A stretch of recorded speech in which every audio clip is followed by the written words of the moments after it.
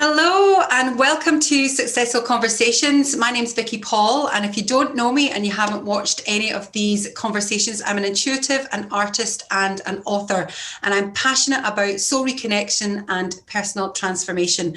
And I wanted to set up a series of inspiring interviews with people who have inspired me in my life and as part of my spiritual journey, in the hope that you will be educated, will also be inspired, learn something new, and perhaps find answers to some of the questions that might be eluding you, because it can feel a bit lonely at times when you're on a spiritual path. And I am delighted to have Alex Levy as today's guest. Alex is a podcaster. He's also a spiritual guide and is an intuitive guide. And I am delighted to have you on because I have listened to your podcast for so long, and if you haven't listened to it, I'm just going to throw a plug in just now. It's Spirit Guided Life, and it is an amazing resource for anyone who's on a spiritual path or who is interested about being on a spiritual path. So welcome to SuccesSoul Conversations. Hi, thank you so much for having me, Vicky. I'm so happy and honored to be sharing this space with you and your listeners. Wonderful. Now, I would rather you introduce yourself and share all the wonderful things that you do, because you're not just a podcaster, you're not just a teacher or an author. You've got this huge spiritual toolkit that people can benefit from. So please just wax lyrical and take your time and just explain who you are and what you do. So I'm a soul coach. I'm a spiritual mentor and teacher, and I guess I can add oracle author to that as well. And I really work with lightworkers, with empaths, with sensitive people, and people who are new and starting out on their journey to the spiritual world and everything woo, or all of those on the other end to, spiritual practitioners and people who are really feeling that soul urge. Because I think there's a lot of people right now feeling this urge, especially from 2020 and COVID-19. People are feeling this need to kind of step up, that feeling that lightworker urge. And I love helping people kind of tap into that. So I've been doing this for a couple of years now, and I work with people one-on-one through workshops and classes as well. So it's been an awesome journey for me to be here, and I'm just grateful to be able to do this. Wonderful. It's very rewarding work. And I think sometimes when you're on a spiritual path, and it can be quite bumpy. Yes. And you can be completely clueless as to what the heck you're supposed to be doing with it all. But when you finally settle on that, it becomes a non-negotiable, purpose-driven mission, which is wonderful. So I love to keep these conversations really fluid rather than prescriptive, because I believe what comes up is meant to come up.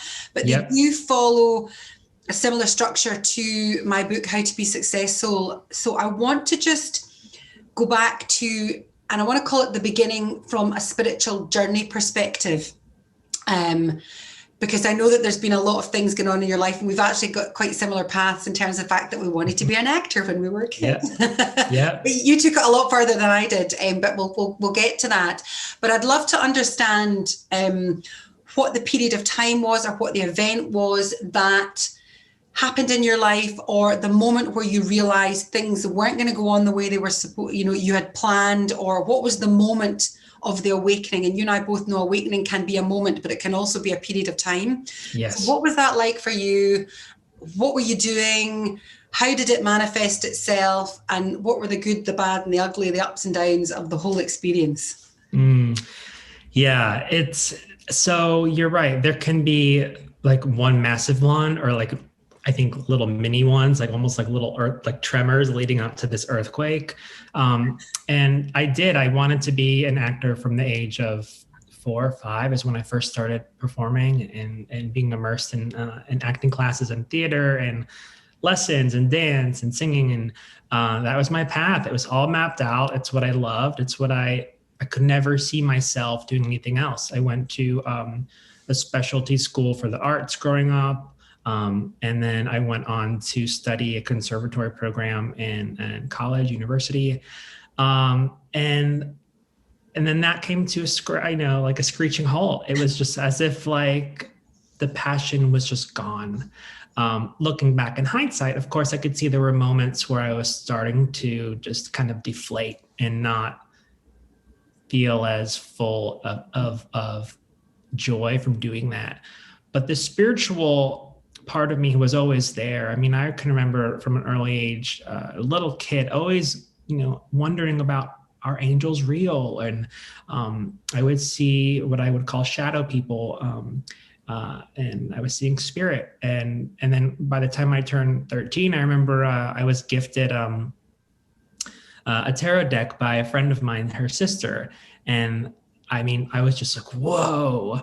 So I started like collecting decks, and I was grateful to have, fortunate, I should say, to have parents that, kind of didn't mind my curiosity in that. And my mom, I think, has always been a closet psychic. So I was always kind of collecting decks and reading, going to new age shops.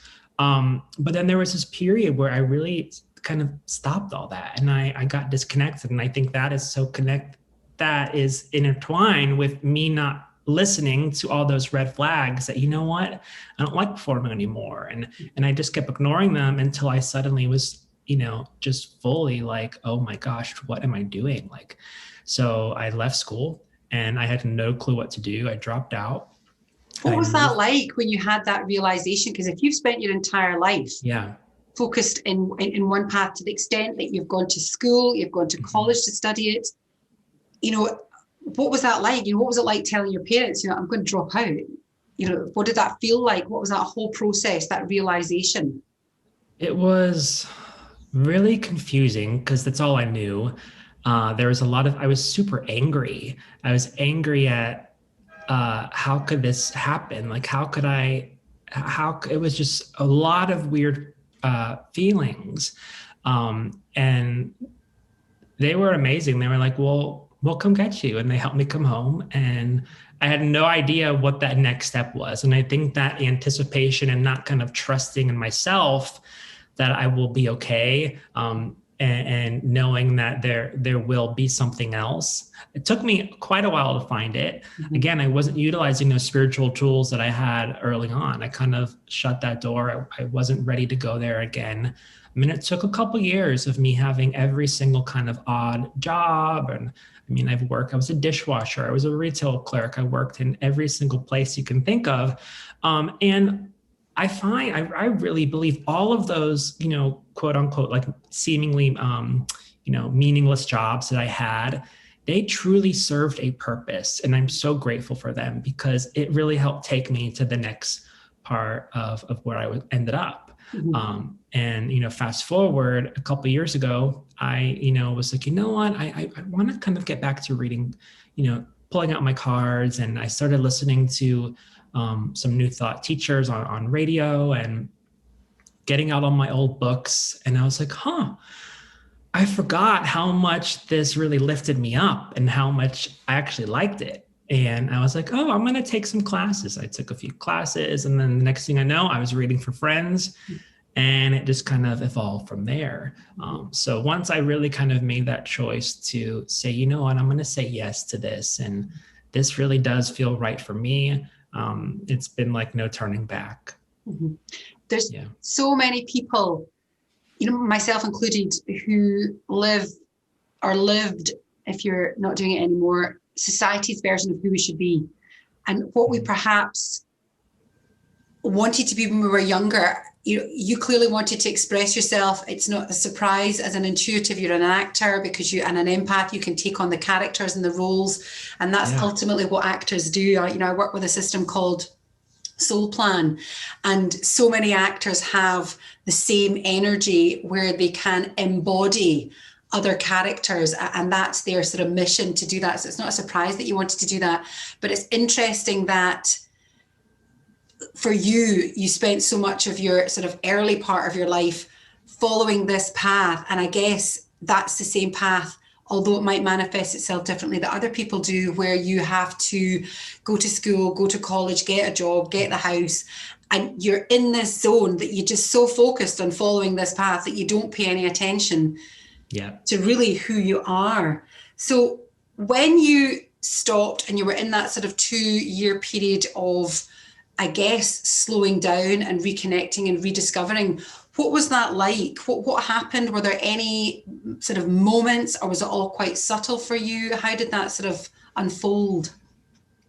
I think it was pretty subtle. I think for one, when I stopped kind of future kind of forecasting so much and trying to really figure out that end goal, I kind of just stopped planning, which is not like me because I'm a Virgo. I love planning. I'm like super, so I think I kind of stopped that. I was like, you know what, I'm gonna try. I mean, for instance, I was like really interested in, I'm going to be like a window decorator and, design windows. And I was doing that for a while and I was like, oh, this is cool. And, I just was young and I was in my 20s. It was those years. It was just that, I think that comes with that kind of carefree mentality. But I think it helped that I kind of, for a while, I was able to get out of my head and I wasn't so focused on what's next or, how am I going to get to that? Because I had no end goal. It was just, I was truly kind of in the moment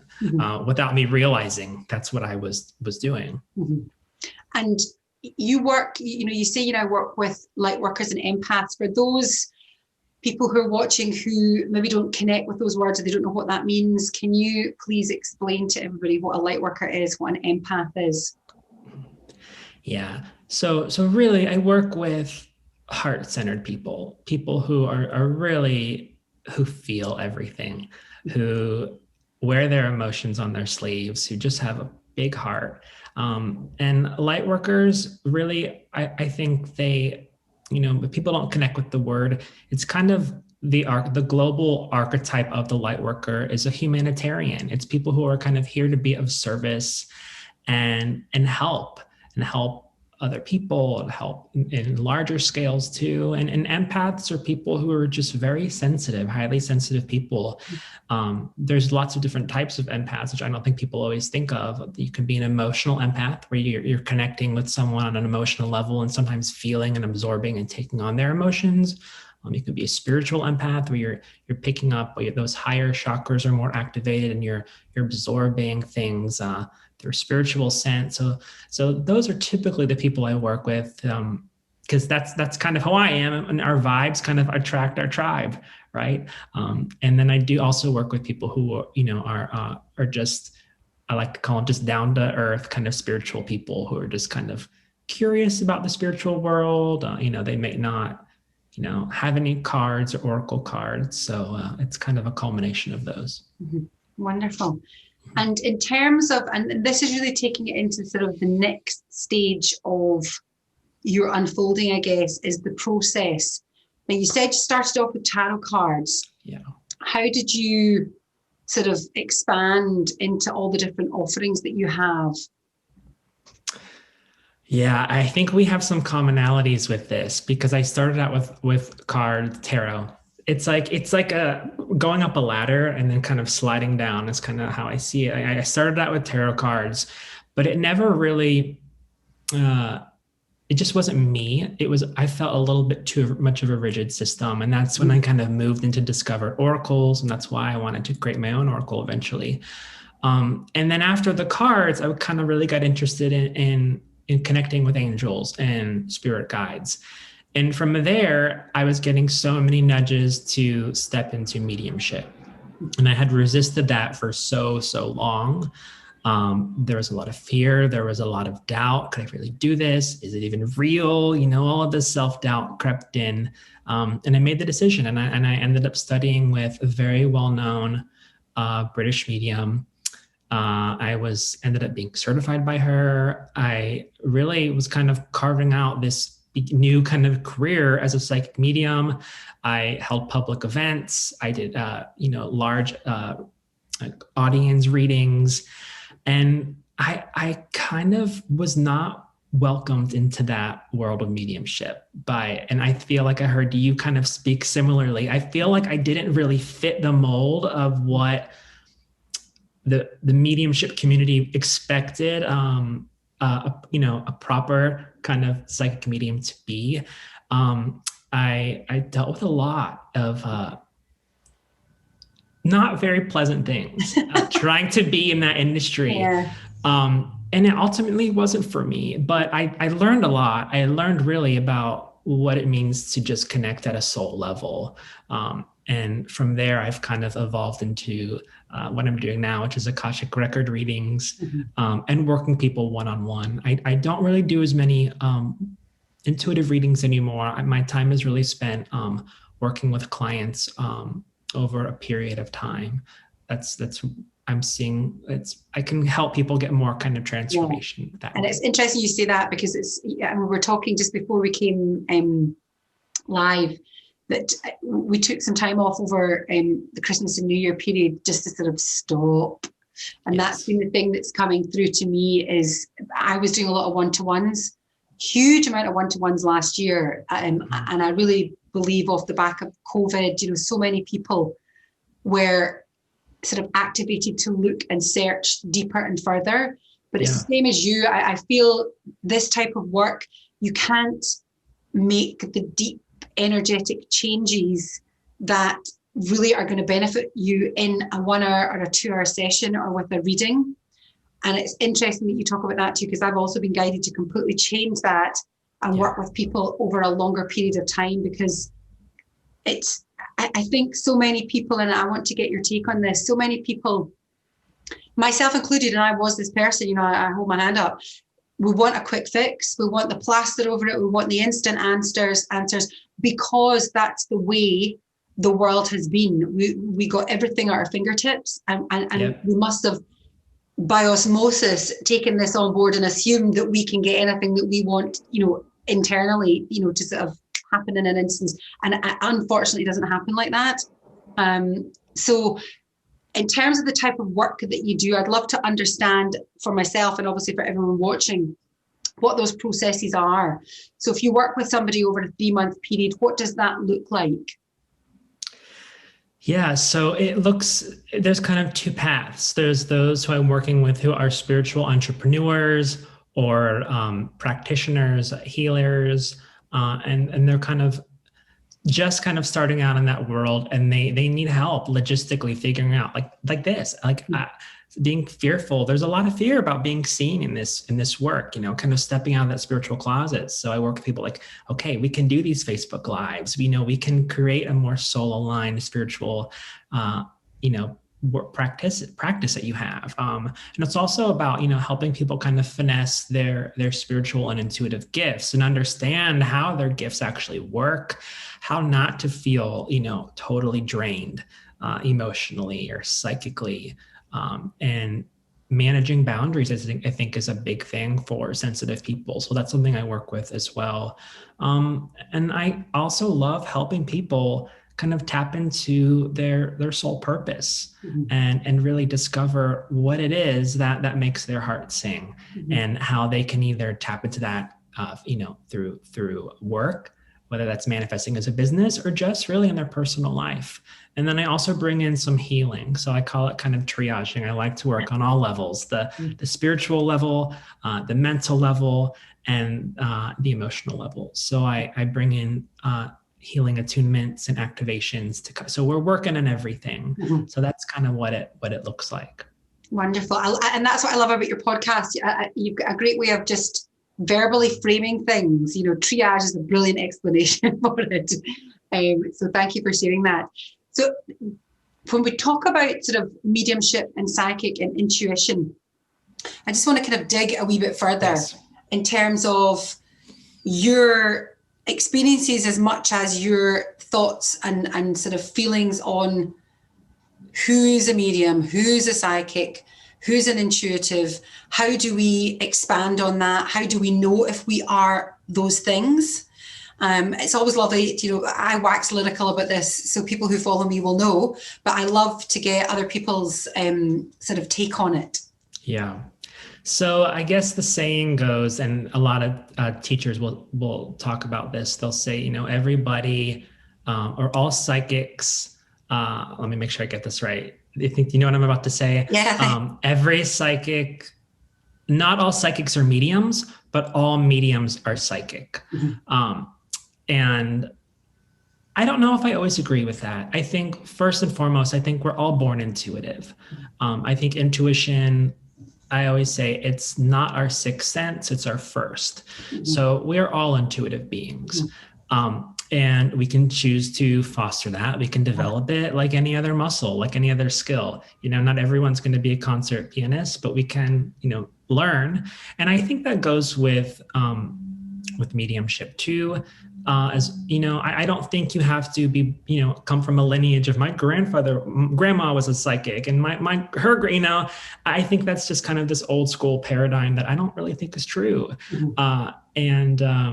Now I will say for me, I did have experiences really early on, but as a kid. But I know a lot of mediums who didn't and who stepped into this in a later part of their life. So I do think it's a skill that can be developed. And do you think from an industry point of view, I was really keen to find out from people who work in the industry, I don't think work in the industry, but who follow this as a path from a business perspective or not, what your kind of take on it is in terms of its credibility, because certainly it's been a weird one for me. And if anybody's watching, this is my dog Lucy, who's just come up to say hello, because you're wondering what I'm doing. I'm really interested to find out what people's interpretations and experiences of the sort of psychic and mediumship world are, because for me, who's based in the UK, it feels like it's so much more open and accepted and out there and just part of the norm in the States. It feels in the UK, it's still a wee bit, oh, you're a bit strange, or I'm not quite sure of you, but again, I don't know whether that's just my own internalized fear coming up, but it always just seems so much more open and out there in the States than it is here in the UK. So did you? Interesting. See, I would think it would be the opposite. Oh, really? Because we don't really, there's not as many spiritualist churches here, at least where I live in the South. There's not many. So I would always think that it would be kind of more open. It's interesting. I feel like it depends, like geographically, like the Northeast here in the States is definitely more open. And of course the West Coast. I think the South is still a little bit slower to catch up and open up to this. So yeah, I'm not sure I answered your question with that. Right. Did you see it as does the resistance to that, or the fact that there is resistance to that, how do you deal with that? Because anybody who's maybe starting on a spiritual path, who has that inkling, or who's had these experiences and seen the shadows, or even seen something, far more sort of real or lifelike, or who hears things, or, all the different ways that we can connect with energy. If you're starting out on this path, it can be very difficult to sort of own up and label it and feel comfortable doing that. What sort of guidance do you have for people who might be feeling that way? I would say to not push yourself. I think you have to go at a pace that you're comfortable with. Because if you kind of are forcing yourself to maybe develop before you're not that you couldn't if you wanted to, but if you're not truly confident in it yet, I would say go at a slower pace, because you're going to have more problems with that doubt, and that's okay. We're not all meant to kind of take this fast track approach to, certain practices. But yeah, there was a lot of resistance for me. Kind of a crazy story, but I was, the mediumship thing kept coming up for me. I was getting more spirit messages coming through in a regular reading. I kept, being drawn to mediumship, but I was like, no, I don't want to do that. I don't want to do that. I don't want to do that. And I kept saying no for so long. And I feel like when we resist something for so long, the universe is going to do something to kind of, say hello. So I'll never forget one day I was, in the building I used to live and the apartments or flats I used to live at, I was heading out of my door one day, just getting ready to go down the elevator and walking down my hall, just kind of minding my own business. I probably even had headphones and listening to music. And I kid you not, Vicky, I walked into a dead body. There was the EMTs or like a a service that takes bodies of people who've deceased. And literally a neighbor of mine had passed away who I didn't really know. And they were taking out her body and I was not paying attention. I'm not kidding. I bumped into like the trolley of her and I was like, I didn't even get it. And I was like, whoa. I was like, okay, if that's not a sign that like I need to be, connecting to spirit, then I don't know what else. And so that was really the deciding factor. Like, okay, after that, I signed up for some classes and, that's funny. I saw dead people. Like you saw a dead person. I literally saw a dead person. I did see a dead person. Yeah. It's funny. The universe is always trying to point us in the right direction. So if somebody wants to develop their psychic skills, I'd love to hear if you've got any sort of tips or guidance on how they could start to do that. Yeah. Any kind of techniques or that kind of thing? I think it just begins with becoming a good listener. I think active listening, there's a skill of active listening. And I think that can be so important in also developing your intuition. Mm-hmm. It's just about being aware and developing that inner awareness. And trusting. It's really about trusting everything you see, everything you're feeling, everything you're experiencing, no matter how seamless they may seem in the moment. And I always say a great place to start, like a practical thing are cards, whether oracle cards or if you're drawn to tarot, that's great too. It's really not so much about the actual card. I'm trying to tell people when I was developing my deck, I didn't want to put a guidebook in there because I didn't want people to feel attached to a meaning. I wanted people to trust their own instincts. I did end up putting one in there because I understand people like to have a reference. But I think oracles are a great place to start. Draw a card every day. And you can reflect on that through a little, writing prompt or a journal. And that will really help kind of build that trust. And it's almost like the cards act as like, it's not really about the card. It's like a little mini kind of portal that's just kind of opening all your intuitive channels. So I think that's a really easy, simple place to start. I would agree. It's tarot's kind of like the door that opens. Yes. It's the tool that opens the door.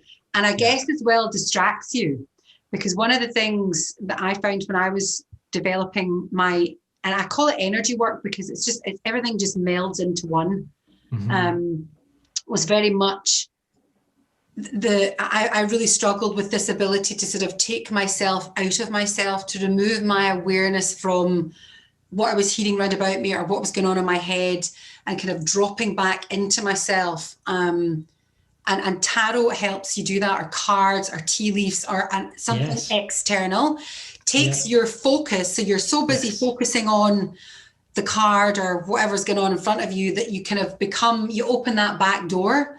So it's interesting that you use oracle cards. And again, for people who don't know what an oracle card is, what's the difference between oracle and tarot?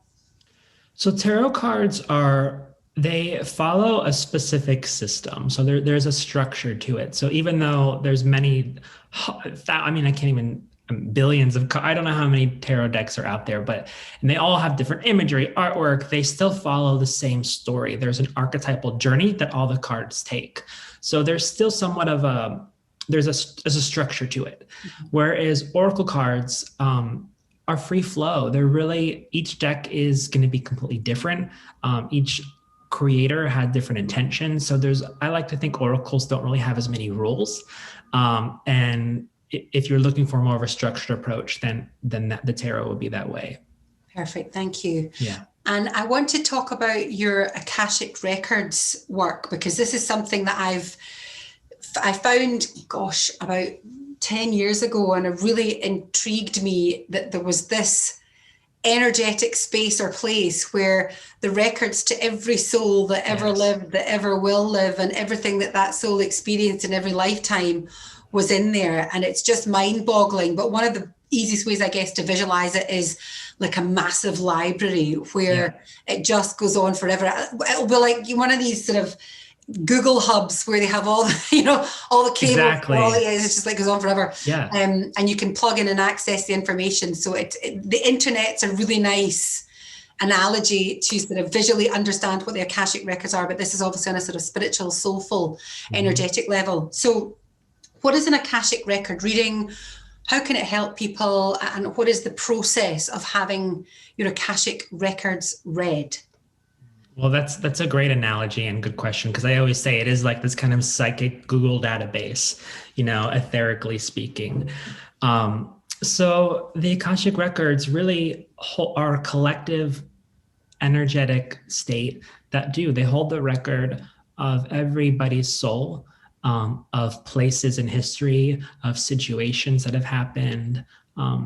It is this giant collective database.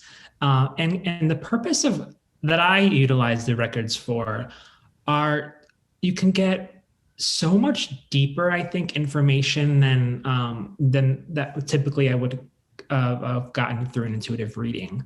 I'm still kind of really shocked at how profound these readings can be for people. I'm always getting letters or messages like, oh my gosh, like it helped me really understand my purpose. And it's a deeper kind of spiritual reading. When I go into the records, I ask a series of questions, and how I connect with the records is through one of my guides, through spirit guides, and through a combination of channeling and dowsing. And I ask a series of questions. They're very specific to my client, like what is my client's soul group of origin, for instance. So that is like, where did the soul, we're obviously more than our bodies, right? And most of us experienced our first couple incarnations in a star system or a place other than here on Earth. So I'm able to get specific about that, getting really detailed on what are people's life lessons. What are your divine gifts? So your divine gifts really are a combination of your intuitive and spiritual and empathic gifts, and kind of like your archetypes. And when you can understand those, it's almost like a natal chart for your soul. And it can give you really great insight into your weaknesses, your strengths, and your purpose even. So it's a really specific type of reading that I think is just really unique. And you're able to get validation and information that you might not always get from other types of readings. Okay. And in terms of the type of sort of topics or areas in life that Akashic Records cover, would somebody come, you talk about soul purpose, which is very much centered around the type of work that I do, and helping people reconnect with what they're here to do, what their meaning of their life is, which is, I guess, most people at some point in their life have said, what on earth is this all for? What am I doing here? Even if it was from the beginning of Monty Python, right, to something a bit more in depth, we're all wanting to understand it and conceptualize what we're doing in this body, in this lifetime, at this point in time. But do they cover areas like relationships or business? Some Akashic Record readers do. The method that I've trained under and that I'm utilizing right now is not so much as like, will I meet do I have a soulmate? It's not so much a question and answer. It's more of this kind of soul blueprint that I'm helping people kind of see, like that, like natal chart, but more of a soul chart.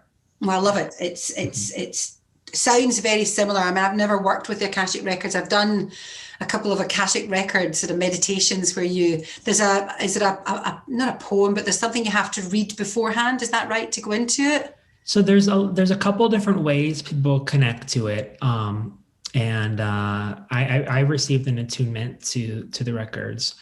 So there are some teachers who teach that there's a certain prayer that can help. Some people do very specific meditations to connect to the records. So yeah, there's a combination of both techniques. Okay. Yeah, it's fascinating stuff. And I couldn't possibly chat to you without having a chat about your podcast. How did this all come about?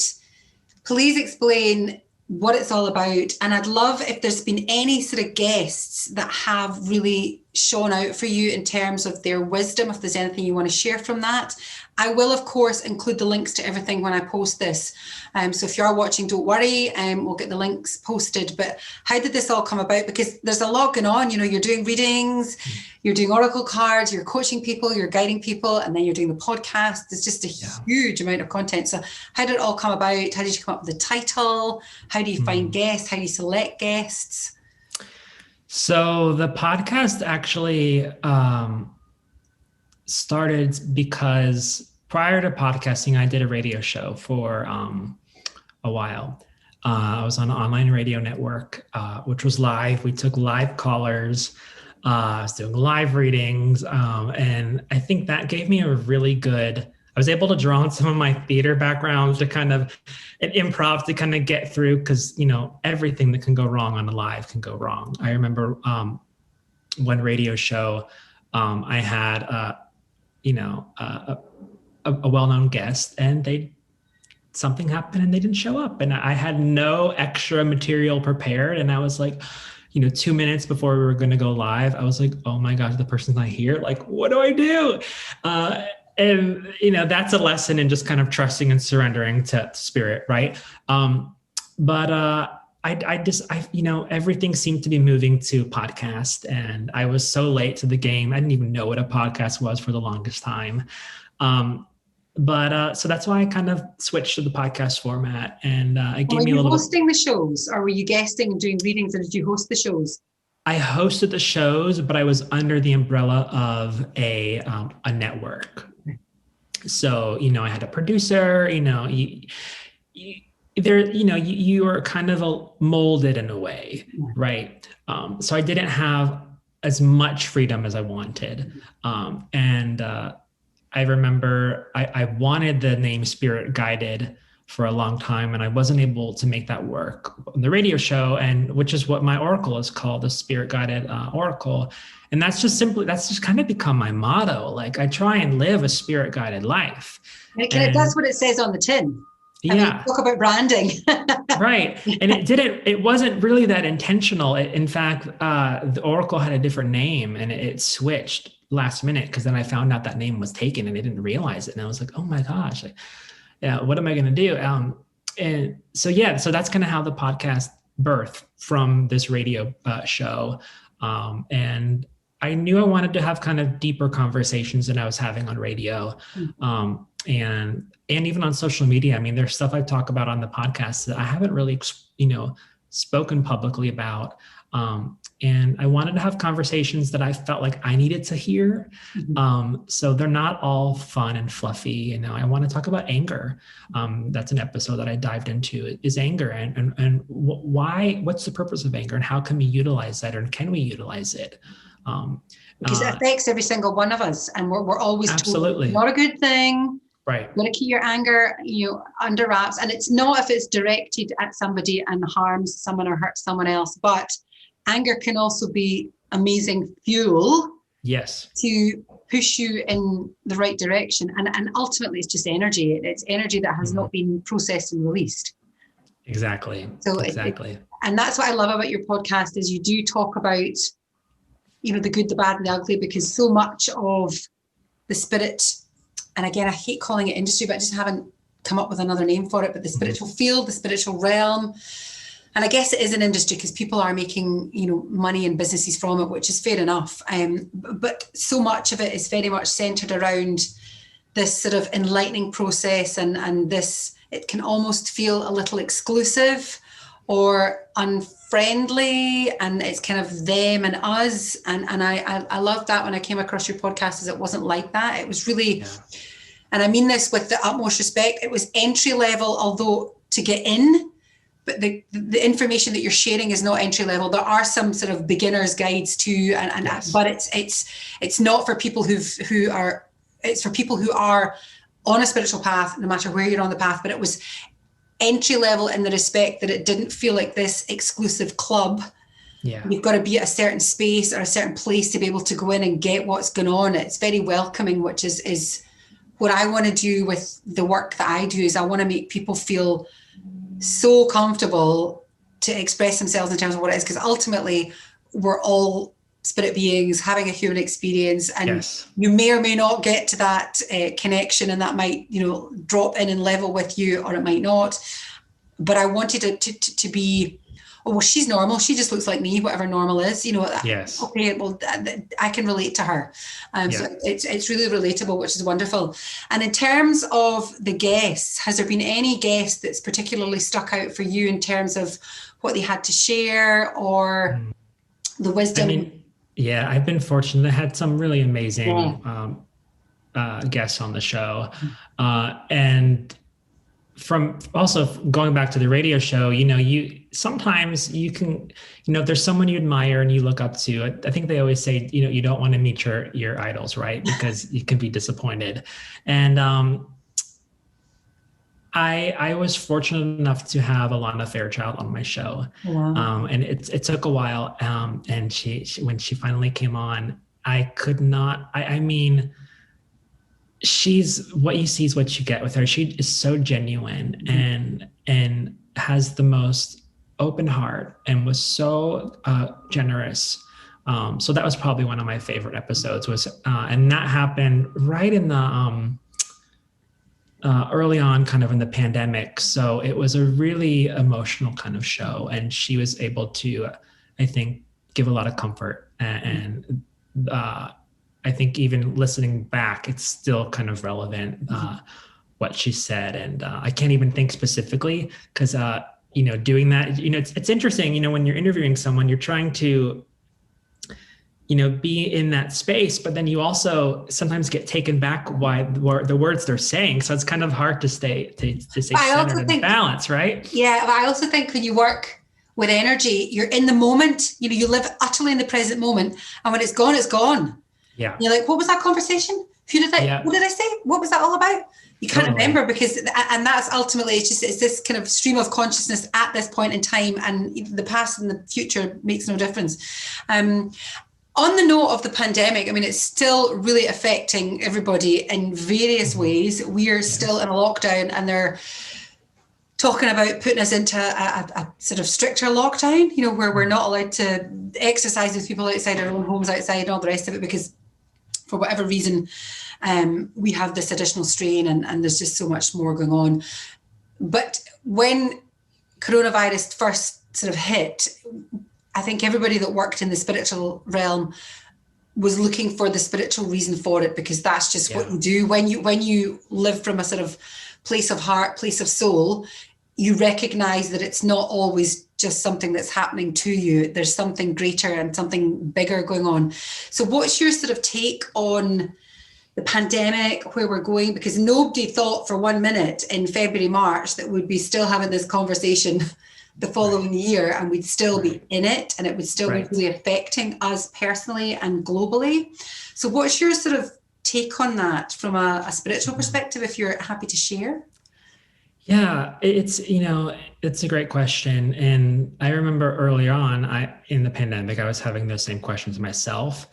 And when I posed this kind of question to my guides and my spirit team and higher guidance, the stuff I kept, the insight I was feeling was that a lot of people weren't really ready. We weren't ready to go there and talk spiritually yet, because there was this giant, it was almost like we were all operating from this collective root chakra wound that was happening.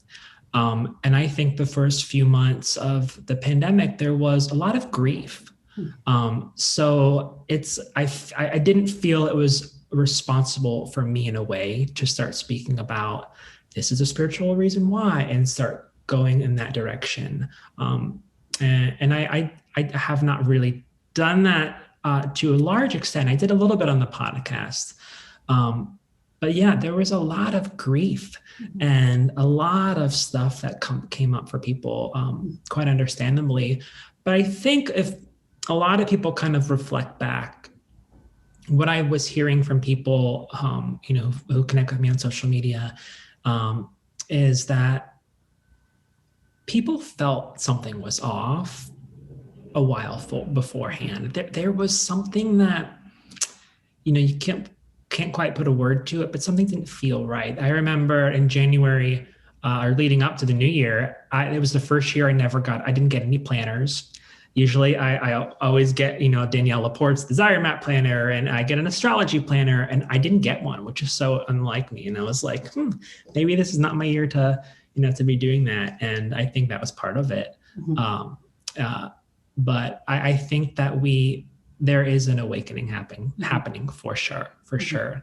I think a lot of people are really stepping into or feeling that urge to step into not only their purpose, but a larger expression of their authentic self. So I think regardless of how right now, some places are more in lockdown, like where you are, versus where you come here, there's like nothing in the US, in the South. It's quite different. You have your own set of problems though. Right. But I think that there is still this collective energy, and I do think it's starting to shift. And I think, it's weird to say this, especially in the public, forum, but 2020 was probably my personal best year in a long time.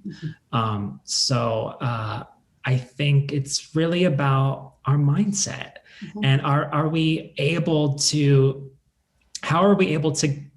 find that peace amongst all this chaos? And I think that was probably one of the lessons for a lot of people in 2020, and I think it will carry through in 2021. I do feel, unfortunately, I don't think 2021 is going to feel that different. Yeah. I think we're feeling that now. So I think it's just going to feel like a longer continuation, but it is different. I think there, we are under some new energies happening. So yeah, and I thank you for saying it was one of your best years, because there's a definite tendency to not own up to that if other people have been going through difficult times. And it was an interesting year for me too. And it wasn't one of my best years, but it was one of my better years, because it put me onto the path that I was too fearful. I had one toe in an old business and the other toe in my spiritual art and my book and my writing and my soul purpose coaching.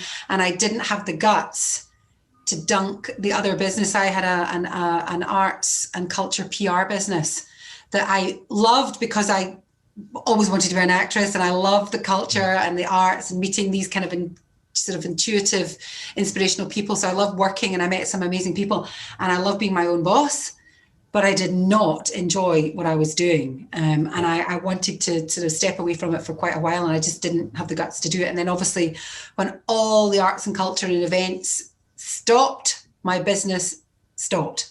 So it gave me the leg up that I needed.